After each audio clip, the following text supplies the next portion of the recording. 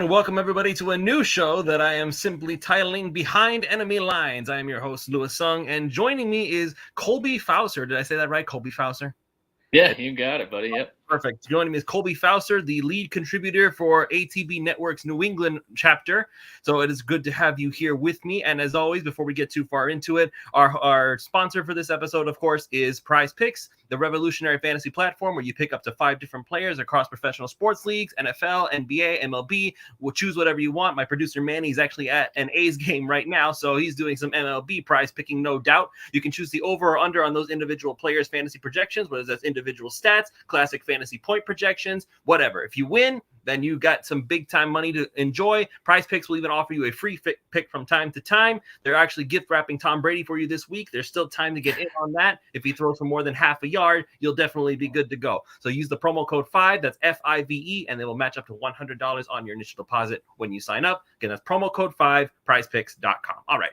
So now that I got all that out the way, Colby, thank you very much for joining me. It's very nice to have you here as I dig deep into the New England Patriots side of things from a Patriots point of view, rather than the New England Patriots from a Dolphins fan point of view.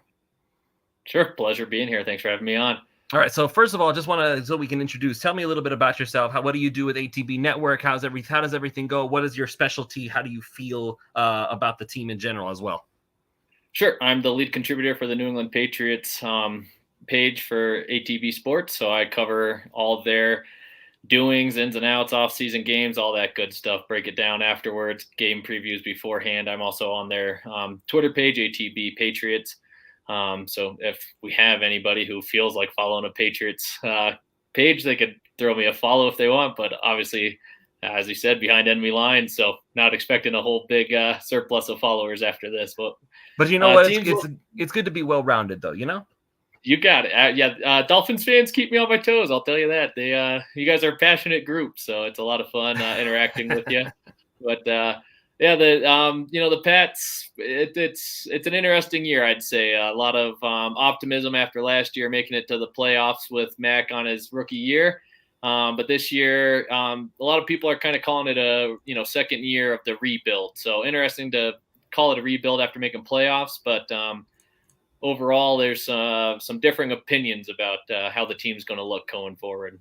And that's actually one of the things I wanted to ask you about, because from a Dolphins fan's perspective, the New England Patriots have been severely weakened over obviously losing Tom Brady is a big deal, but it feels like there's something more to that, just based on what we saw in preseason. And I know I'm going to ask you about Mac Jones specifically a little bit later, but it seems like almost the team as a whole is not as cohesive as it used to be. Would that be a fair assessment?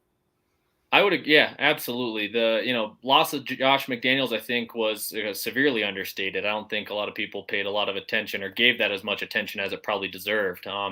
You have Matt Patricia, who just completely flamed out in Detroit, and Joe Judge, who couldn't hold it together for 3 years in New York, coming back and supposed to run our offense. Neither of them have an extensive history on the offensive side of the ball. Matt Patricia, who is rumored to be the play caller for the offense, is also supposed to be coaching our offensive lineup through this transition into more of a Shanahan-style offense, as you guys know, with Mike McDaniel coming on board, more of a zone blocking scheme. But the film has not been kind to us in the preseason with these changes on the offensive side of the ball. So it's going to be interesting to see how long it takes for the offense to smooth things out and kind of find a groove, if it ever does. And it's interesting that you bring up the offensive line, because I was under the impression your offensive, is it still Dante Scarnecchia? Is he still the guy, or did he move on? He's been retired a couple of years now. He's still involved with some scouting for the draft process and whatnot, but he's not a day-to-day hands-on guy anymore. Okay, because in my mind, it was always like he was always there. Like he was just like this specter that keeps coming back, probably at the behest of Tom Brady. It's like, did he not retire at first, and then somebody told him, get your butt back in here because our offensive line absolutely stinks? Yeah, we had 2 years under Dave Guglielmo, and it was brutal. And Scar came back and really smoothed things out again for us. But he's been gone now. This will be, I believe, the third year that he hasn't been on the coaching staff, and it's been felt, to say the least. I can't believe I missed that. I really thought he was still there, but anyway. So no, legitimately, I thought he was still there. I had no idea that he had even left. But so now I do want to go into the whole Mac Jones situation of it. So obviously, there's a lot of talk about who is the better Alabama quarterback. I know that my co-host for Pulsafins Nation, Ron Caniff, he watched. He's been an Alabama fan for the longest time. He still swears up and down, no bias as a Dolphins fan, but Tua is the better between the two of them. But that being said, obviously, there's some controversy now that they're in the NFL. Tua has had his issues. Mac apparently has had his issues. I feel like they're a little more stated on Tua's side than on Mac's side, because I still remember there was one game where Mac literally threw only 3 passes and were able to win the game. So I can't credit Mac Jones with the win on that one. I'm sorry. But no, that's fine. Yeah, that was last year in Buffalo. All right. But that being said, so how do you feel about Mac's progression? Because the only thing that we as Dolphins fans, because we like to, we're fans of opposite teams, we like to dunk on each other. So when we see Mac Jones throw an interception into 6-man coverage, it's like, wait, what the heck was that? Like, and this is the guy who is supposedly higher, like on the top 100 list for the NFL. That's the type of thing that kind of makes us think something's up.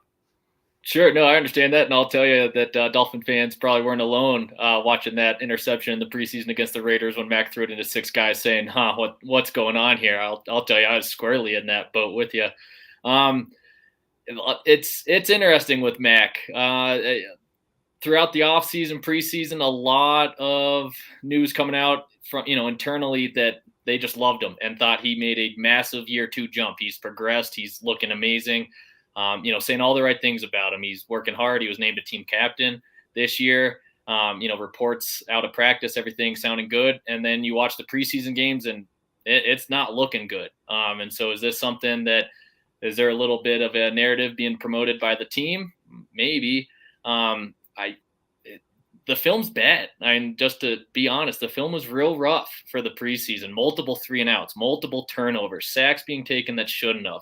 Holding on to the ball too long, staring down his first read, not really making the progressions like he was last year. Is that something that is happening because he doesn't trust the offensive coordinators and the offensive play calling? Maybe. Is it happening because he's not fully trusting his offensive lineman to keep him upright? Also a possibility. I think one of the scariest things for a Patriots fan is that there's been multiple reports and hopes that Mac can change the play at the line and get us into a better play. Maybe that's more of an indictment on the play calling and the offensive coaching staff that we've put together, but I think it might be rough. I mean, you want to talk about big additions this offseason. You guys loaded up. Got Tyreek Hill. That's great. He's huge. He's explosive. He's fast. He's a known commodity. Who did we add? Devontae Parker, who wasn't even going to crack your guys' game day roster probably week 1. And we're hedging our bets on him staying healthy through a full year. That seems like a risky proposition at best. And on top of that, he's not good with getting separation. He ranks annually in the bottom 10th of the wide receivers in the league with separation from the defensive back. That doesn't really jive with Mac Jones's style. That doesn't really jive with the Patriots offense. We love the quick hitters, ball out fast to the slot. Edelman for years did it for us. Welker before that, Troy Brown before that. We're not pumping out that kind of guy. We're not having anybody in our offense that seems to be that guy. Jacoby Myers is probably going to put up a bunch of catches.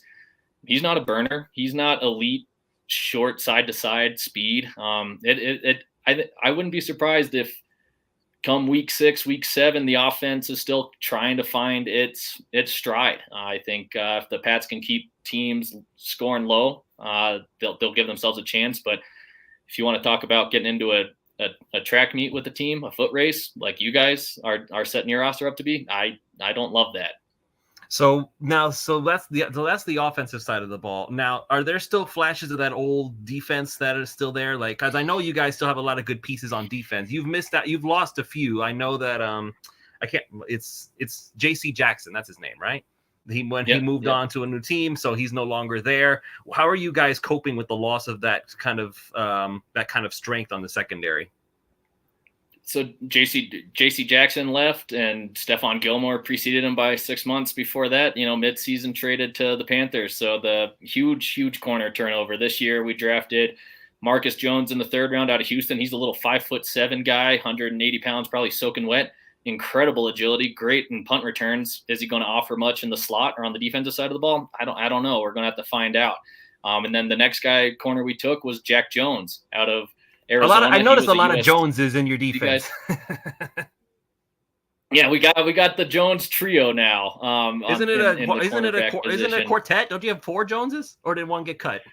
Including Mac, yeah. So we got Jonathan Jones, Marcus Jones, Jack Jones, and Mac Jones now. So if you need somebody to throw something at, just say Jones out there.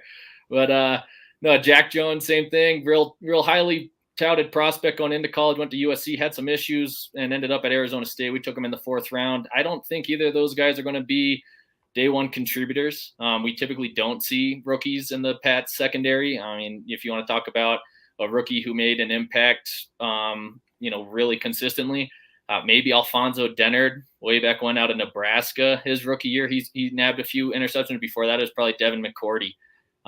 So Jalen Mills has been promoted to the 1st cornerback spot. Same thing where internally they're real high on him. They think he's been putting together a good training camp. His film looks quite a bit better than anything that's been happening on our offensive side of the ball. But not a lot of teams, I think, view Jalen Mills as a number 1 corner. On the opposite side, it seems like Jonathan Jones, who you just kind of brought up, he's been our slot corner for a long time, is going to start playing on the boundary. He's a smaller guy. He's very fast. Chiefs fans are going to be very familiar with him because he's usually the guy who shadows Tyreek when we were playing them, the last few years. And so I'd expect kind of a similar game plan tomorrow. Jonathan Jones following Tyreek Hill, occasionally getting safety help. The last few times he's actually just been mano a mano, and we've been shading the safety to the other side. So as far as what our slot corner looks like, right now, Miles Bryant, maybe Marcus Jones does get some playing time tomorrow. It'll be interesting. Strength of our secondary is really in the safeties, but that doesn't help against a team as fast and as athletic as the Dolphins, in my opinion. So that's the secondary, and like I said, and like you said, it's been a bit of a struggle to get past Stephon Gilmore and J.C. Jackson going. Now, some folks in the chat, Alex M, saying that it should never let Chandler Jones go, another Jones. There you go, who left New England. But the Miami Dolphins offensive line, obviously, we still have question marks. We're still not unsure. Adding Teron Armstead helps a lot, obviously, on the left side, but the right side is Austin Jackson. And having Austin Jackson still gives me the queasy feeling in my stomach that says Tua's going to hit the ground a lot. So what's your pass rush look like? I know you guys added Matthew Judon, and like Alex said, though, Chandler Jones has been like maybe your last real pure, unadulterated pass rusher on the edge. Yeah, I would say so. The Bill Belichick loves versatility, so he's looking for defensive guys that can play multiple positions, line up all across the formation. I mean, the amoeba defense was big back during our last few Super Bowl runs. No real defined positions. This year, Kristen Barmore, we took in the 2nd round last year, and he was a fantastic interior presence for us. They're hoping that he makes a big jump. And then as far as, a side-to-side kind of defender, a guy that I personally really enjoy but hasn't really put it on film yet is Josh Uche. He just hasn't been able to stay healthy. He's a 3rd-year man out of Michigan now, but he's a real nice athletic pass rusher. So if they can get him going on the other side of Judon, I think the pass rush might actually have some teeth this year. Not really anything from line it up and just get after him kind of thing. I think it's going to be a lot of schemed pressures, though. So Barmore is a defensive tackle. So that's what it is. So he'd be facing the likes of Connor Williams and Robert Hunt. Correct. Yeah. If we can get, and I mean, that's true for every quarterback. If we can get internal pressure, something up the interior of the pocket, especially, Tua can move now. And, like you said, there's not a lot of national love and attention to Tua. He is an athlete. No, there's a lot of attention, just not the kind we want. Okay. Fair enough. But if we could get Tua flushing out and, funny enough, flushing him out to his right, because he's a left-handed quarterback, if we can get him going that way, it's going to go right into Judon's lap. It's also going to force Tua into some awkward off-platform throws, hopefully. So tomorrow I'd expect the Patriots to load up defensive right, offensive left, and try to get Tua, if they are going to flush him out of the pocket, go into his kind of weak side, so to speak. All right, so now we'll just get into the actual matchup, because I know like I said, it was going to be 20 minutes if we stretched it off camera, but it's like we're going to get into 20 minutes anyway, because there's still too much to talk about. So let's get into the actual matchup that we're about to see. So let's say you you've already mentioned how you would attack the Dolphins if you were on defense. Now, let's say you're whoever the offensive coordinator, your offensive coordinator position right now is eerily similar to what we faced last year with having like 4 different guys into his ear at all times. And no wonder Tua failed. But anyway, so if Mac can get past that, then kudos to him, because like having that mixed up voice in your ear the whole time is just like, I don't get it. I don't understand why that anybody would think that's a good idea. I don't know why Brian Flores thought it was a good idea. And now I don't know why Belichick thinks it's a good idea, but whatever. That's fine. It's a different story. So now let's say you, Colby Fauser, are the offensive coordinator for the New England Patriots. How are you going to try to handle the defense that is currently facing you right now? It's tough. I mean, Byron Jones, right? He's out on IR. It'd be great to say that we could take advantage of that. Honestly, I'm not sure if we have the one-on-one guy who is going to take advantage of that. It'd be nice to try to feed Hunter Henry and Jonnu Smith down the middle of the field. Holland's an absolute beast. I don't think we're going to get that going. If we want to smash our heads against the wall and just try to do this new zone running scheme for the first half, I think we're going to fall behind, and that's not going to help us at all. We got to keep it close. If we wanted to go back to a power running scheme, some trap action, set up the play action, I think that's really our best bet tomorrow.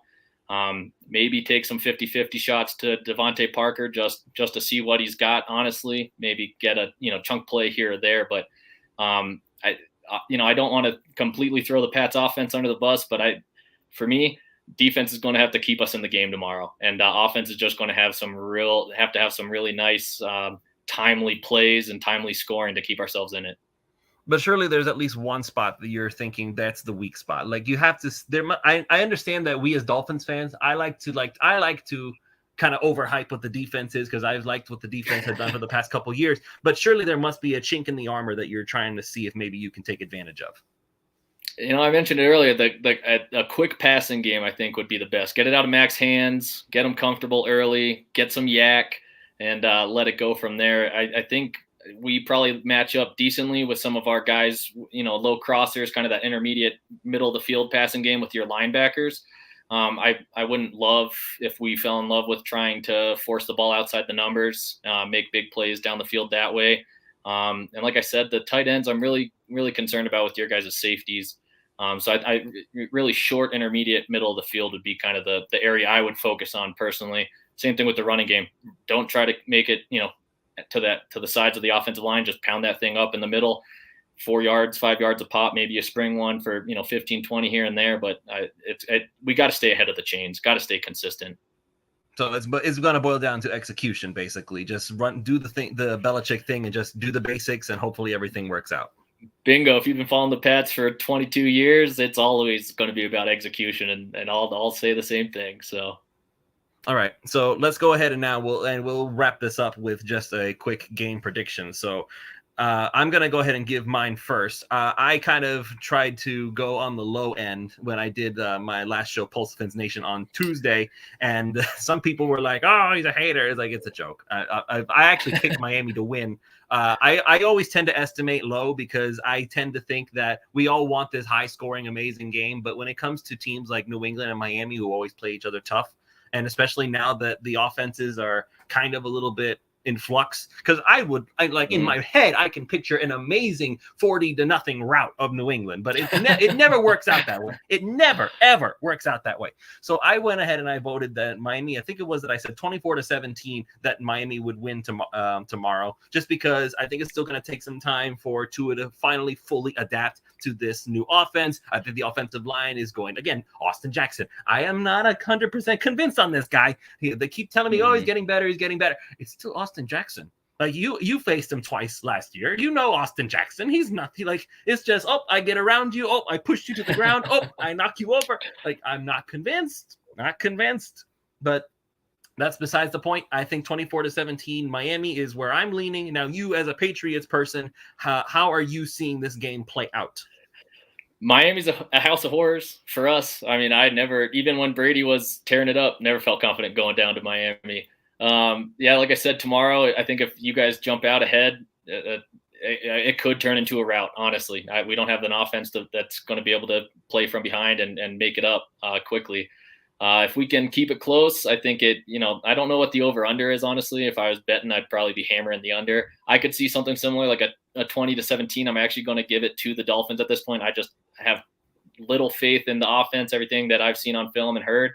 But I think the defense does do a good enough job to not really have the, Tyreek Hill introduction to Miami that I think a lot of fans are hoping for. I think they kind of keep the offense a little bottled up. I agree with what you said. I think Tua probably needs a couple of games, to settle into his new offense as well. So yeah, 2017, I think the Dolphins walk away with a win that looks close, but probably didn't feel as close to everyone watching.